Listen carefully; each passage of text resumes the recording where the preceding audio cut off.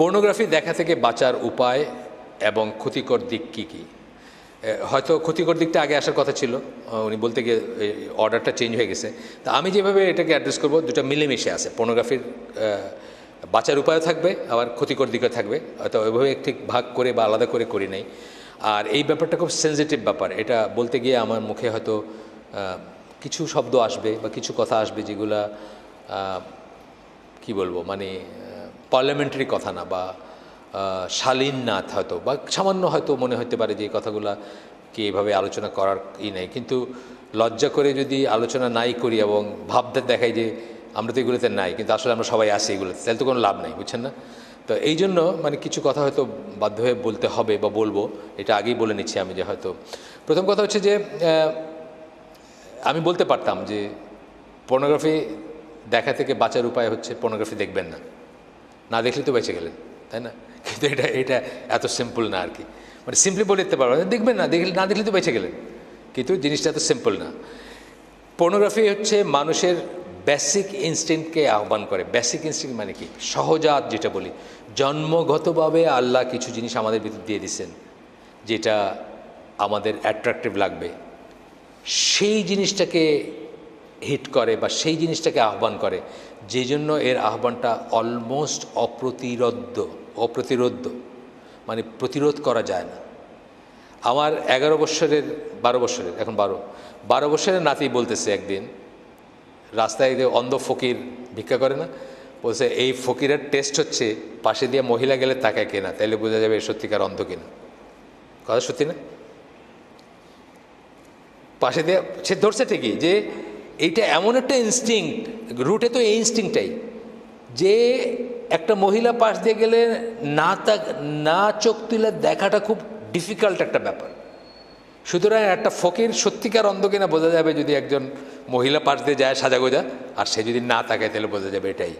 এই একই ধরনের একটা গল্প শুনছিলাম অনেক আগের কথা, নাসিরের সময়কার কথা, এই ইজিপ্টের নাসির বা ওই তার পরবর্তী সময়ের কথা, যখন ইখওয়ানদের খুব ধারপকার করতেছিল ইজিপ্টে। তো একটা পুলিশ নাকি এক লোকরে দাঁড়িয়ে এক লোকরে দৌড়াইতেছে, ইখওয়ান আর কি দৌড়াইতেছে, দৌড়াইতে মানে কাছাই গেছে প্রায়, তারপরে হঠাৎ সে দৌড়ানো বন্ধ করে দিচ্ছে। তো মানুষজন জিজ্ঞেস করছে কী ব্যাপার, তুমি ছেড়ে দিলে ওরে, তুমি তো এতক্ষণ ধরে দৌড়াইলে এখন ছেড়ে দিলে কেন? বলছেন না, ও তো ঘাড় ঘুরে একটা মেয়ের দিকে তাকাইছে, ওই ইখওয়ান হতে পারে না। বুঝছেন তো?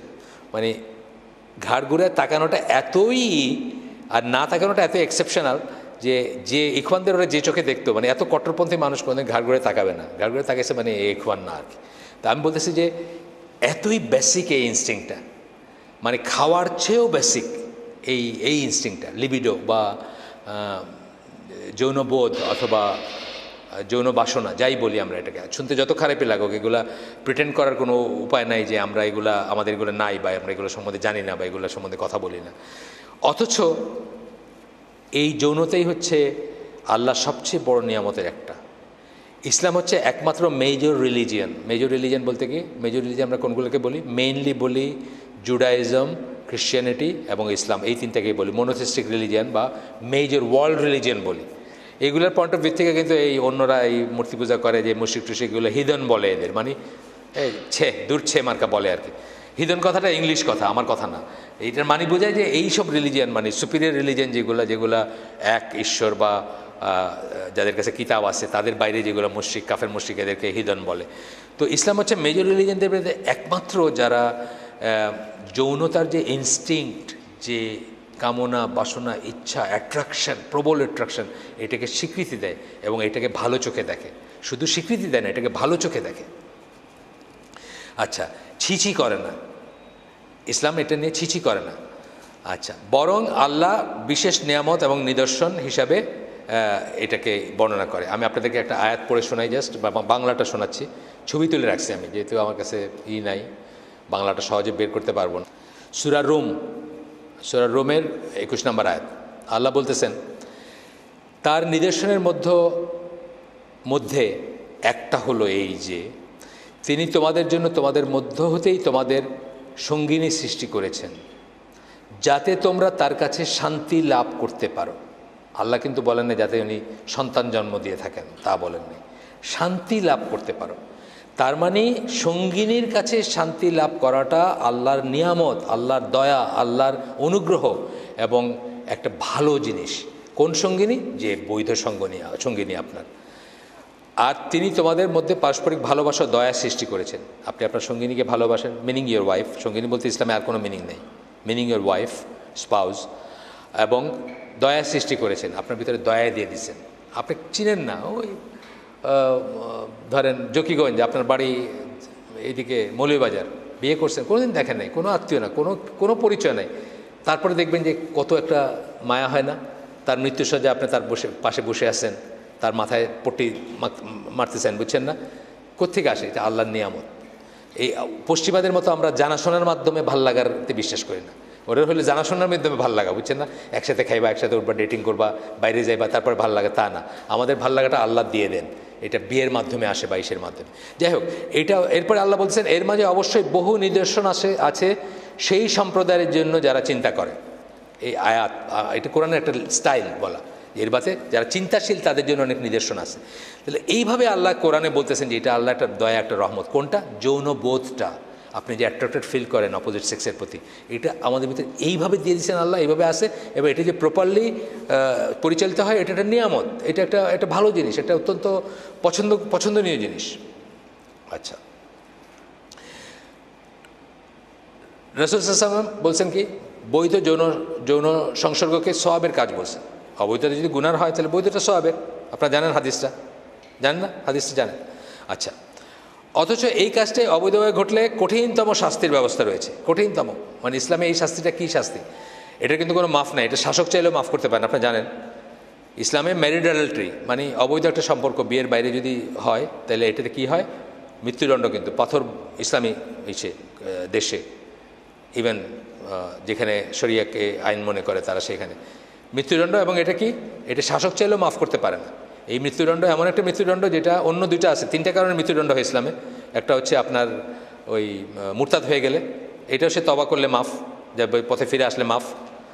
আরেকটা হলো কিসাস, হত্যা করলে, আরেকজনকে হত্যা করছেন এই জন্য মৃত্যুদণ্ড হয়, এটা ওর ফ্যামিলি মাফ করতে পারে চাইলে। কিন্তু অবৈধ যৌন সংসর্গের জন্য যে মৃত্যুদণ্ড, সেটা কিন্তু ওই যার সাথে করছে সে চাইলে মাফ করতে পারে না, বুঝছেন তো? এটা মানে শাসকও চাইলে মাফ করতে পারে না। এটা মৃত্যুদণ্ড যদি এটা প্রমাণিত হয় কার্যকর করতেই হবে ইসলামী শরিয়া মতে।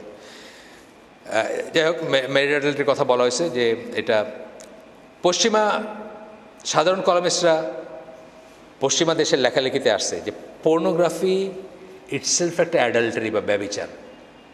পর্নোগ্রাফি যদিও এটা ওই ব্যভিচার না, কিন্তু এটাও একটা ব্যভিচার। এটা আপনার বৈবাহিক সম্পর্কের বাইরে আপনি একটা কিছু ভাবলেন, দেখলেন, চিন্তা করলেন, বা মনে মনে আশা করলেন অথবা মনে মনে কামনা করলেন, এটা। এই জন্য পশ্চিমা সেকুলাররা বলছে, পশ্চিমা পাদ্রীরা বলে নাই, সেকুলাররাই প্রশ্ন করছে আমার কাছে। আমি খুঁজলে হয়তো আর্টিকেলটা পাবো, কোনো একটা এই যে আমার কাছে ইন্ডিপেন্ডেন্টের আসে, ওইখানে বোধহয় এখানে প্রশ্ন করছে যে পর্নোগ্রাফি হচ্ছে আসলে, আপনি কি চেঞ্জ করবেন ব্যাটারি? পর্নোগ্রাফি হচ্ছে একটা অ্যাডাল্টারি বা একটা ব্যভিচার, এক ধরনের ব্যভিচার। ইসলামী পয়েন্ট অফ থেকে আমরা অন্তত বলবো যে মৃত্যুদণ্ডযোগ্য ব্যভিচার না হইলেও এটা চোখের জেনা, কানের জেনা, তাই তো? চোখের জিনা, কানের জিনা, এটা রাসূল সাল্লাল্লাহু আলাইহি ওয়াসাল্লামের হাদিসে আসছে। চোখেরও জিনা হয়, কানেরও জিনা হয়, এবং সেই সব জিনার থেকে কি করে?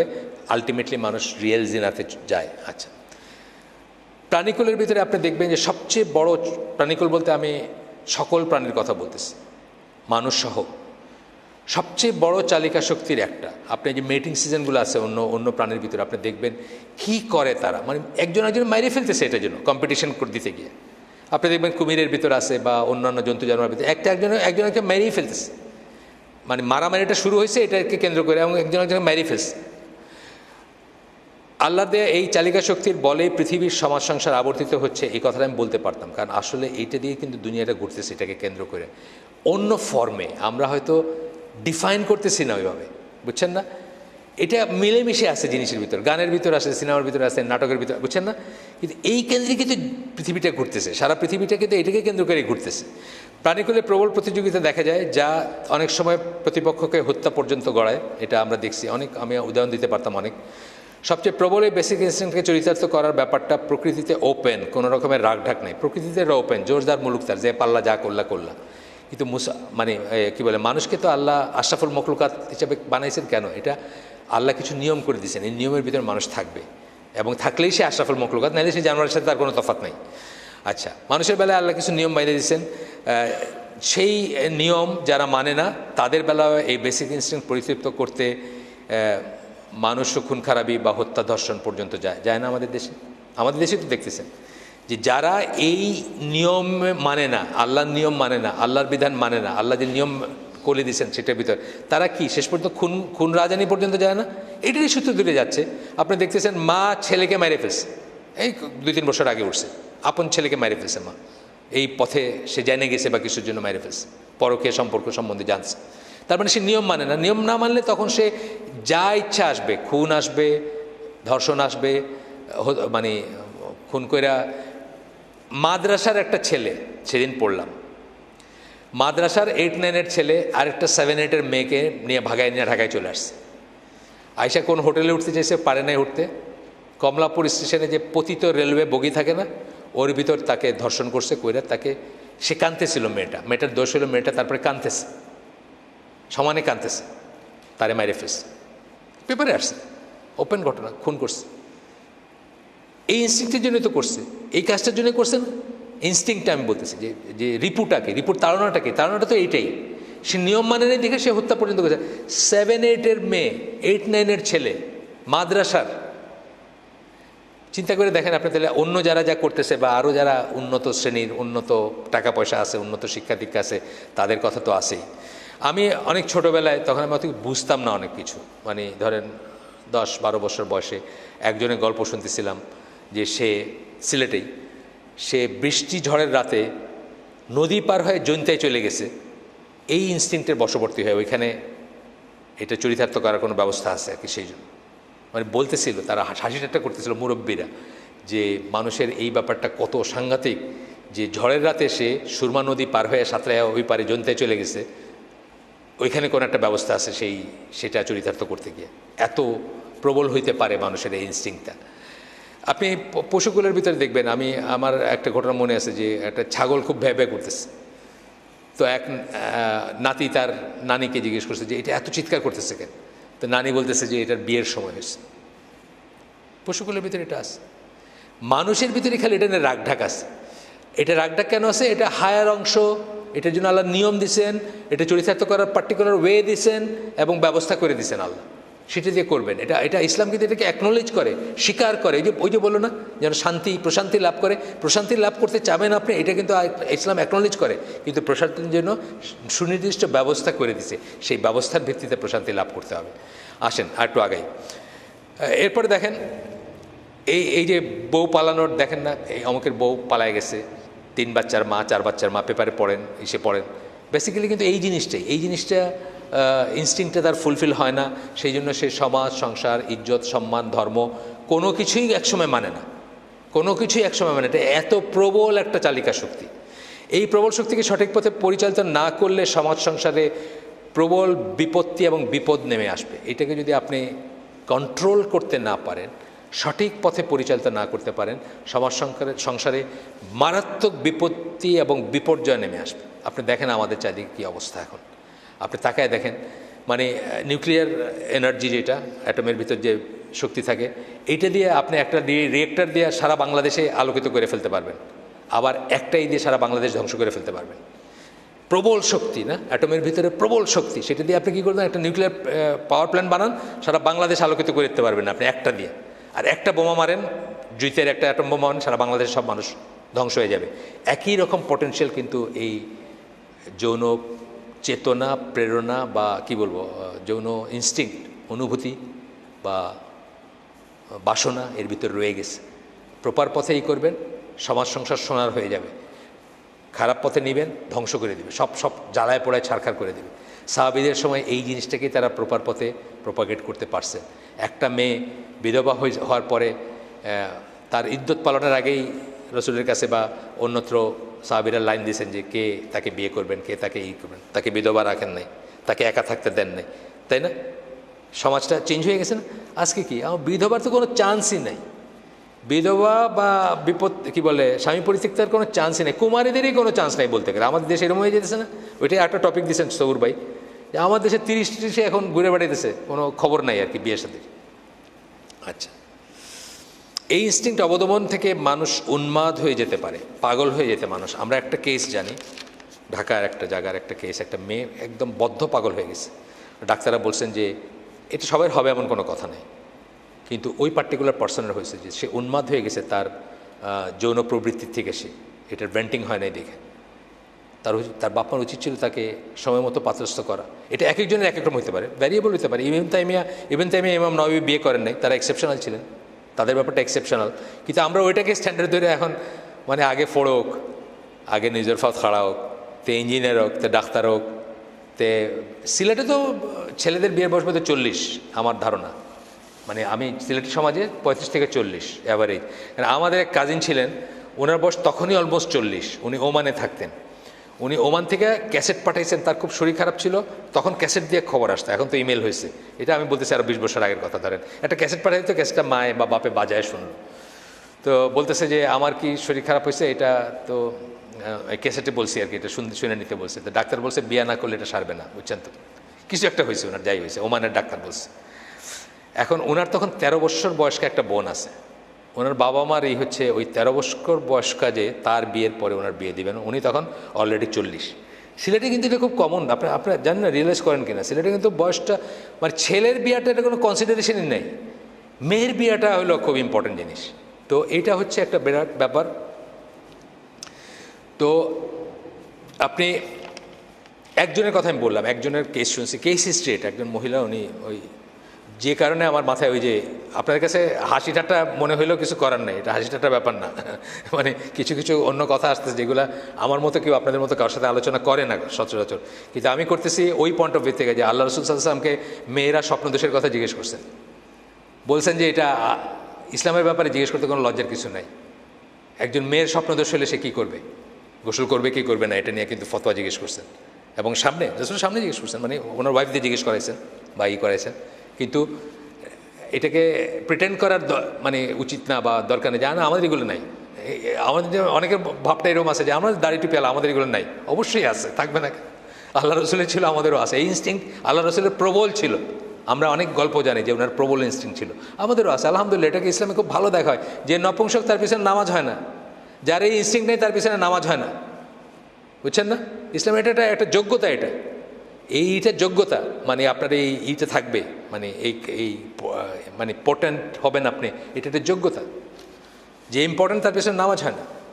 আচ্ছা, এই প্রবল চালিকা শক্তিকে সঠিক পথে প্রবাহিত করাই হচ্ছে পর্নোগ্রাফি তথা সমাজ সংসারে খুন, রাহাজানি, অবিচার, ব্যভিচার প্রতিরোধের একমাত্র উপায়। এইটাকে এই যে ডিজায়ারটা বা এই যে এনার্জিটা, এটাকে সঠিক পথে পরিচালনা করাটাই হচ্ছে একমাত্র উপায় মানুষকে পর্নোগ্রাফি থেকে ফেরানোর বা করার, যেটা এটার এই পার্টিকুলার আর্টিকেলের শুরুতে বলছেন উনি। মানে এটার বিষয়টা যেটা সমাজপতি তথা বাবা মাকে অ্যাকনোলেজ করতে হবে প্রথমেই বাবা মা বা সমাজপতি, যারা সমাজপতি কারা, চেয়ারম্যান, ডিসি, প্রধানমন্ত্রী, প্রেসিডেন্ট, যে সমাজপতি, তাকে অ্যাকনোলেজ করতে হবে এটা, অর্থাৎ যৌনতা unavoidable strong basic instinct. Unavoidable, এটা অ্যাভয়েড করার কোনো রাস্তা নাই। স্ট্রং বেসিক ইনস্টিংক্ট, বেসিক মানে মৌলিক চাহিদা মানুষের।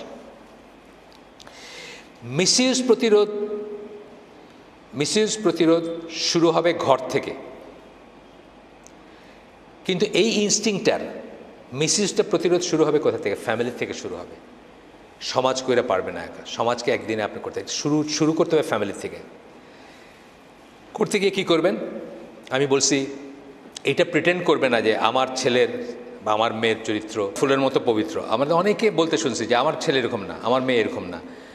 এটা করে আমরা কিন্তু অনেক সময় পয়েন্টটা মিস করি। তো এখানে আমি একটা উদাহরণ দিছি যে আমাদের অনেক বছর আগে, 20 বছর আগে হয়তো, একজন তবলিগপন্থী একজন দিনী বোন ছিলেন, যিনি কলেজের টিচার ছিলেন, বিধবা ছিলেন, তার 3-4টা ছেলে মেয়ে ছিল। তো আমাদের সাথে, আমি তাকে কোনোদিন দেখি, মানে আমার সাথে কোনো ছিল না তার, তখন মানে পরিচয় ছিল না বা কিছু না, বাট উনি আমাদের মেয়েদের হালাকায় আসতেন। তখন কথাবার্তায় আমি বলার চেষ্টা করছি যে উনি বিয়ে করেন বা বলাইতে চেষ্টা করছি। উনি প্রথম দিকে বলতেন যে ওনার কোনো প্রয়োজন নেই।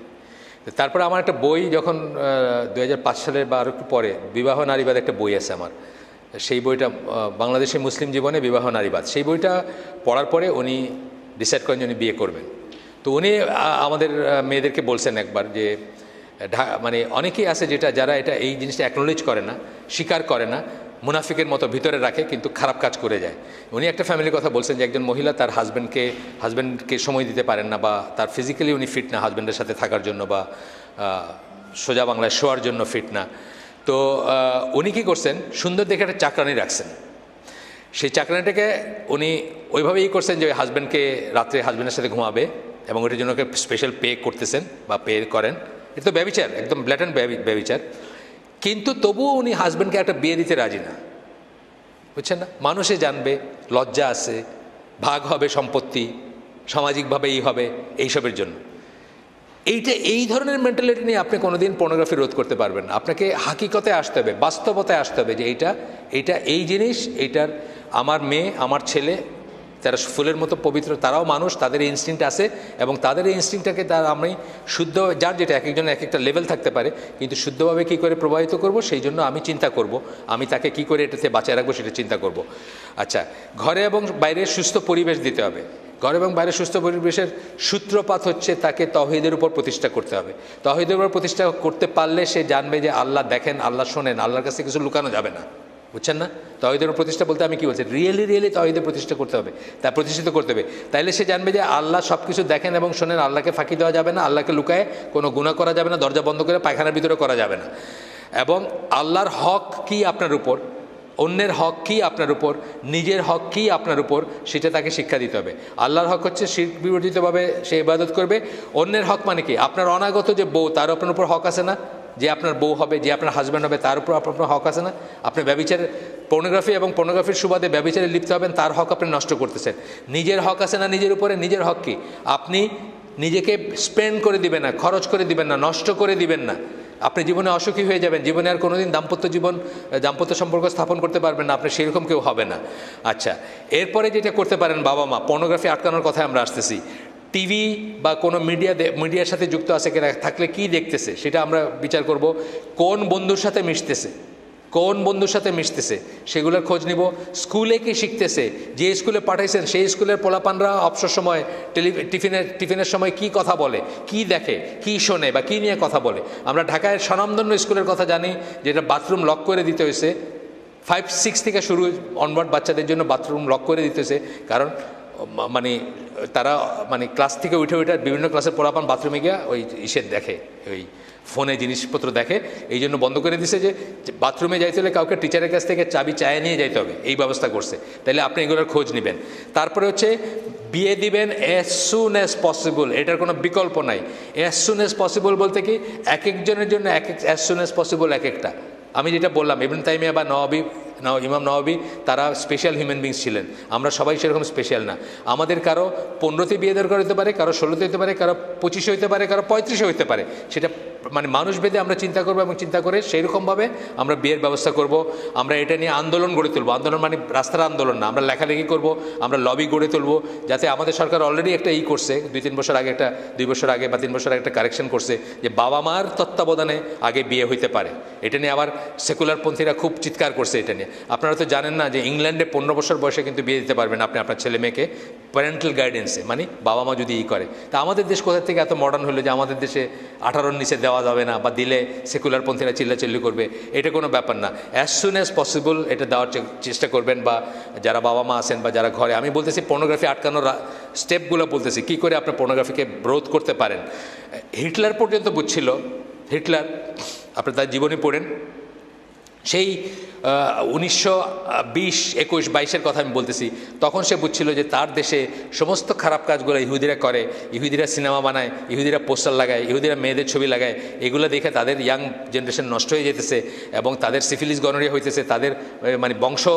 তখন তো আর প্রস্টিটিউশন ছাড়া খুব একটা রাস্তা ছিল না, এরকম তো লিভ টুগেদার তখনকার ইউরোপেও সহজ ছিল না। কিন্তু বলতেছে তাদের ইয়াং জেনারেশনগুলো নষ্ট হইতেছে, বংশ পরম্পরায় খারাপ সন্তান প্রডিউস করতেছে। সুতরাং অফিসিয়ালি গভর্নমেন্টের উচিত তাড়াতাড়ি বিয়ের ব্যবস্থা করে দেওয়া, তাদের বাসস্থানের ব্যবস্থা করা, তাদের হিটলারের জীবনী পড়ে দেখেন, হিটলার বলছে। কিন্তু আজকে আমরা মুসলিমরা এটা বুঝতেছি না। এটা হচ্ছেই। তারপরে হচ্ছে যে কোনো ইবাদতের কাজ, একটা মানুষ যদি ইবাদতের পরিবেশে থাকে, তাহলে কি সে ওইসব থেকে দূরে থাকবে। ইবাদতের পরিবেশটা বাসায় সৃষ্টি করবেন যেন ওইসব থেকে দূরে থাকে। কোরআন, আমি একজন লেখকের কথা বলছি যে problems Muslims face in today's world, একটা বই আছে, ওই বইয়ে উনি সব সমস্যাগুলো বলছেন পশ্চিমা জীবনের, এইসব সমস্যাই আছে, পর্নোগ্রাফি সবই আছে ওইখানে। সমস্যা গিয়ে প্রতিটি সমস্যায় উনি বলছেন রিসাইট কোরআন ডেইলি, রোজ কোরআন তেলাওয়াত করবা। কারণ রোজ কোরআন তেলাওয়াত করা, বুঝে পড়ার ভিতরে বা একটু জেনে বা চিন্তা করার ভিতরে একটা আছে, আপনাকে এটা পাপ থেকে দূরে রাখবে, আপনার একটা সলিউশন দিবে। তারপরে আমি বলছি হেলদি লাইফস্টাইলস, হেলদি লাইফস্টাইল, আপনাকে আপনার সুন্দর একটা জীবনযাপনের ব্যবস্থা থাকবে, পদ্ধতি থাকবে। রাত্রে আপনি আগে খাবেন, রাত্রে আপনি আগে ঘুমাবেন, সকালবেলা আগে উঠবেন, এগুলো হেলদি লাইফস্টাইল, তাই না? ভালো জিনিস খাবেন, জাঙ্ক ফুড খাবেন না, যেসব ফুড খাইলে আপনার অহেতুক আপনার হাইপার হয়ে যান সেসব ফুড খাবেন না, হেলদি লাইফস্টাইল। এইগুলো দিয়ে আপনি বাসার থেকে পর্নোগ্রাফি করার বা শুরুর থেকে পর্নোগ্রাফি রোধ করার চেষ্টা করতে পারেন। হার্মসের কথা বলছিলেন, হার্মসের ভিতরে আমি জাস্ট পয়েন্ট বলে যাচ্ছি, যেহেতু আর 10 মিনিট আছে নামাজের, 10 মিনিটের মতো প্রায়, আর 1 মিনিট 2 মিনিট আমি শেষ করে দিব। একটা হার্মস মানে ক্ষতিকর কি দিকগুলা কি, যারা পর্নোগ্রাফিতে অ্যাডিক্ট হয় তারা কিন্তু চির অসুখী হয়, জীবনে আর কোনোদিন সুখী বা তৃপ্ত হইতে পারে না, তাদের ব্রেন ব্লো আউট হয়ে যায়, ব্রেন নষ্ট হয়ে যায়। এটা নিয়ে কথা অনেক লেখালেখি হয়েছে, তাদের ব্রেনটা আর স্বাভাবিকভাবে ফাংশন করতে পারে না, চিন্তা করতে পারে না।